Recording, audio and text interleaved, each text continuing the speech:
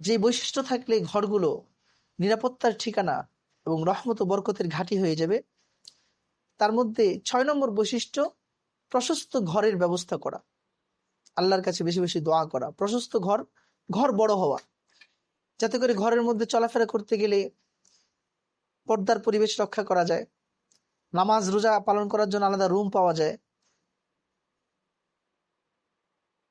দৈহিক প্রশিক্ষণের জন্য, ব্যায়াম করার জন্য, জিম করার জন্য আলাদা রুম পাওয়া যায়।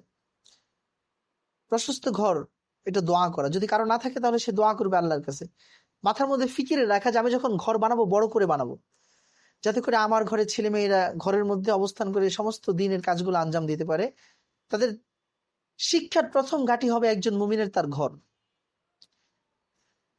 এই জন্য ঘর যদি প্রশস্ত হয়, পর্দার পরিবেশ নিশ্চিত হবে, ইবাদত নিশ্চিত করা যাবে। মেহমানদারির ব্যবস্থা সুন্দর রাখার লক্ষ্যেও ঘরকে বড় করা চাই। বিশ্বনবী মুহাম্মদুর রাসূলুল্লাহ সাল্লাল্লাহু আলাইহি ওয়াসাল্লাম বলেছেন, তুবা লিমান মালাকা লিসানা ওয়া ওয়াসিআহু বাইতুহু ওয়া বাকা আলা খাতিআতিহি। আমার নবীজি মুহাম্মদুর রাসূলুল্লাহ সাল্লাল্লাহু আলাইহি ওয়াসাল্লাম বলেন, সহিহ আত-তারগিব তারহিবের 2855 নম্বর হাদিস, যে ওই ব্যক্তির কপাল কতই না ভালো, সে কতই না উত্তম, যে যার জবানকে সে নিয়ন্ত্রণ করতে পেরেছে এবং যার ঘরটা প্রশস্ত, বড় ঘর। আর যে তার পাপের উপর কান্নাকাটি করে, গুনাহের কারণে তার চোখ দিয়ে দরদর করে পানি ঝরে পড়ে। এখানে ঘর প্রশস্ত হওয়াকে ভাগ্যের, সৌভাগ্যের লক্ষণ বলা হয়েছে। তুবা, উত্তম হওয়ার লক্ষণ বলা হয়েছে। ঘর কিভাবে প্রশস্ত হবে? প্রথম কাজ হলো দোয়া করা, দ্বিতীয় কাজ প্ল্যান করা, তৃতীয় কাজ আমল করা। ঘর প্রশস্ত হওয়ার সবচেয়ে বড় একটি আমল হলো অজুর মাঝে একটি দোয়া আছে, সেটা আমরা বেশি বেশি পড়বো। আল্লাহুম্মা গফির লি যামবি ওয়া ওয়াসসি' লি ফি দারি ওয়া বারিক লি ফি রিজকি। হে আল্লাহ, আপনি আমার গুনাহ মাফ করে দেন। ওয়া ওয়াসসি' লি ফি দারি, হে আল্লাহ, আমার ঘরটাকে আপনি প্রশস্ত বানায় দেন।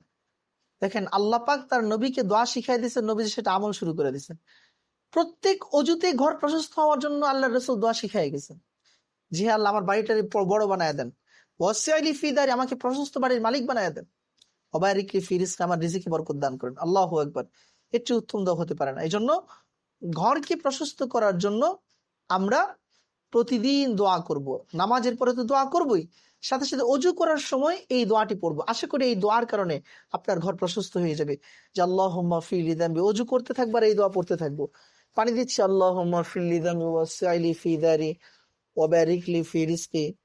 হ্যাঁ, আল্লাহুম্মা ফির লি যামবি ওয়াসসি' লি ফি দারি ওয়া বারিক লি ফি রিজকি। এভাবে প্রতিটা মুহূর্তে দোয়া পড়া।